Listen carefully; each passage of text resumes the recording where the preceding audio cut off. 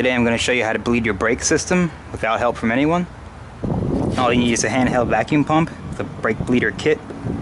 These kits are dirt cheap, and I'll put a link in the description where you can buy one. And they're super handy for many more things than just bleeding brakes. Also going to need some brake fluid. Make sure you're using the correct specified brake fluid for your vehicle. Check the owner's manual or do an online search. Before you begin, just remove the cap from your brake fluid reservoir on top of your master cylinder and fill it up completely all the way to the top.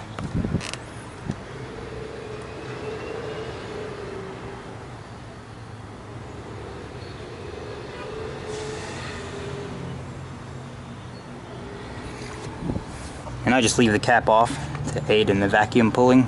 This is a pretty standard procedure for most vehicles, and it's a very important maintenance procedure because brake fluid does get old, and as it does, it off-gasses, and basically that creates gas inside your brake lines.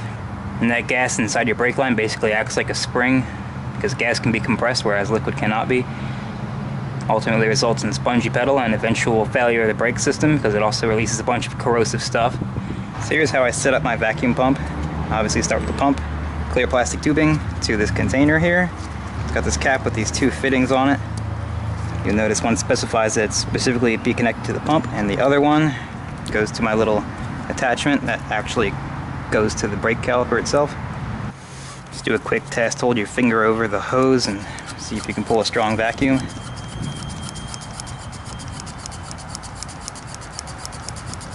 Make sure it doesn't bleed down. This one's good. Now you want to start at the furthest wheel from the master cylinder. On most vehicles, it's passenger side rear. By the way, I highly recommend wearing gloves. Brake fluid is a very nasty chemical. And you can already see how it's kind of discolored the glove. So just imagine what it does to your bare skin. Find the bleeder valve on your caliper. It's usually got a little dust cover on it. Just pull that off. Just connect your hose to the bleeder screw. I start by pulling a vacuum before I even open it. And then just crack it open.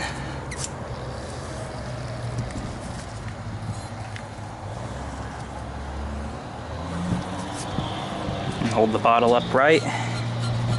So you don't want to get any brake fluid in the pump itself. Brake fluid is very nasty and corrosive to rubber. Just pump until you fill up that entire bottle. See that color? Brake fluid's not supposed to be black.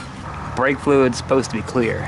So once this bottle's full, I'll go and top the master cylinder off and then pull through again and just keep doing that in that cycle until it comes through clear.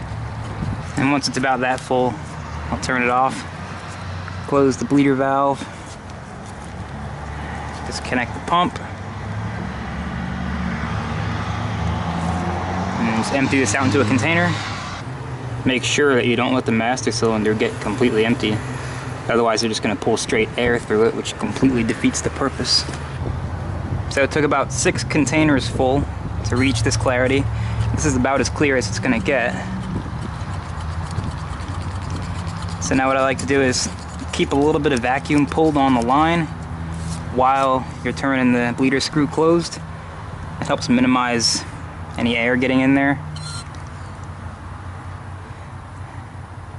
And I'm done with this caliper.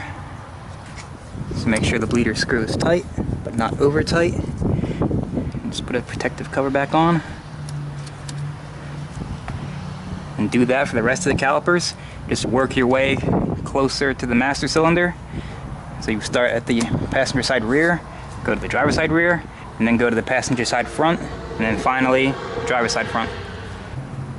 If you do get a little bit of brake fluid in the tube that goes to your vacuum pump, just take the tube off.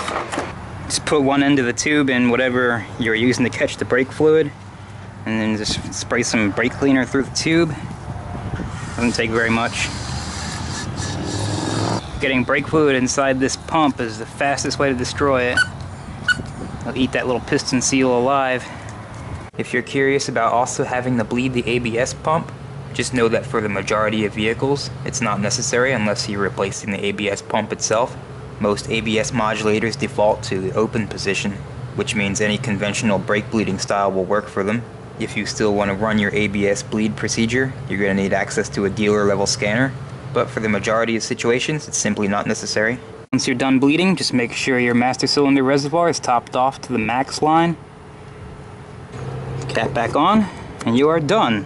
If this video helped you, please consider supporting the channel by hitting the like button and subscribing. Thanks for watching.